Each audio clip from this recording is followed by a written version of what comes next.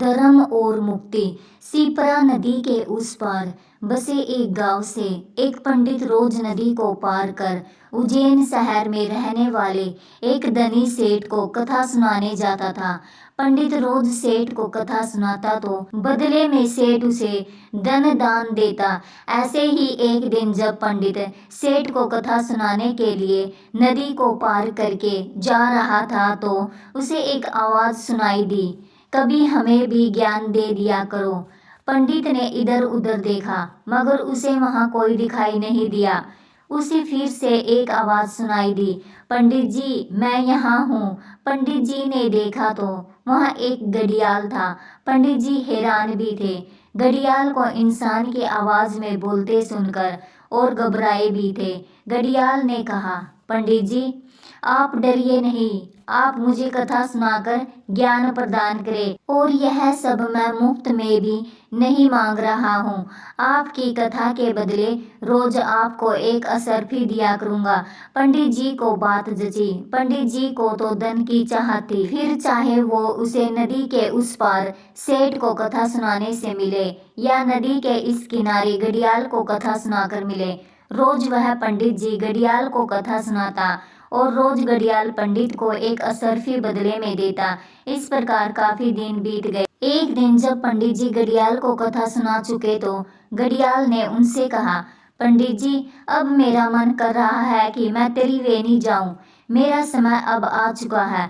अगर आप भी मेरे साथ त्रिवेणी आना चाहे तो आपका स्वागत है, वरना यह असरफियों से भरा घड़ा लो और अपने घर जाओ। पंडित जी ने थोड़ी देर कुछ सोचा, फिर उसने त्रिवेणी जाने में अपनी असमर्थता बताई और असरफियों से भरा घड़ा लेकर वापस घर जाने के लिए घड़ियाल से विदा की अनुमति मांगी।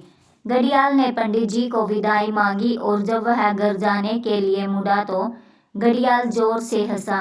पंडित जी को यूं घड़ियाल के हंसने पर हैरानी हुई और उसने घड़ियाल से उसके हंसने का कारण पूछा। घड़ियाल ने कहा, पंडित जी आप वापस अपने गांव जाकर मनोहर धोबी के गधे से मेरे हंसने का कारण पूछ लीजिए। पंडित जी को घड़ियाल के इस जवाब से बड़ी हैरानी हुई। मनोहर धोबी के गधे से पूछे। वह निराश मन से वापस घर लौटे। 2-3 दिन तक वह बड़ा उदास रहे। आखिर घड़ियाल ने ऐसा क्यों कहा? एक पंडित किसी से पूछने जाए और वो भी किसी गधे से, यह कैसे हो सकता है?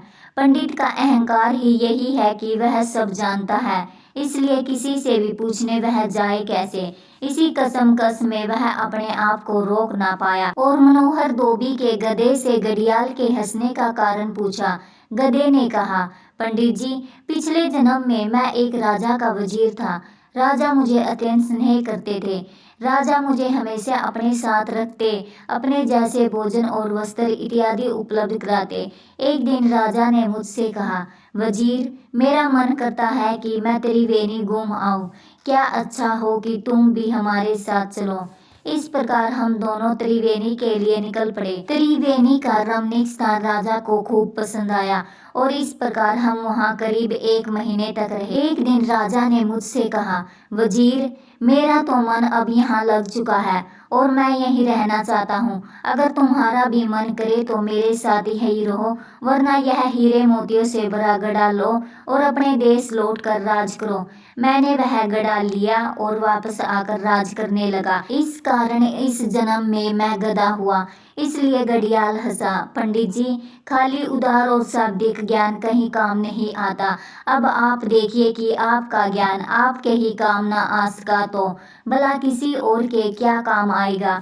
ज्ञान तो आदमी को मुक्त करता है। जिसे तुम ज्ञान समझते हो वह केवल उदार शब्द तुमने इकट्ठा कर लिए हैं, जो खाली तुम्हारे मत है, धर्म नहीं। और मत आदमी को बांधता है, मुक्त नहीं करता। आशा करती हूँ कि आपको यह छोटी सी कहानी पसंद आई होगी। अगर कहानी पसंद आई है तो चैनल को लाइक और सब्सक्राइब करें। राधे राधे दोस्तों।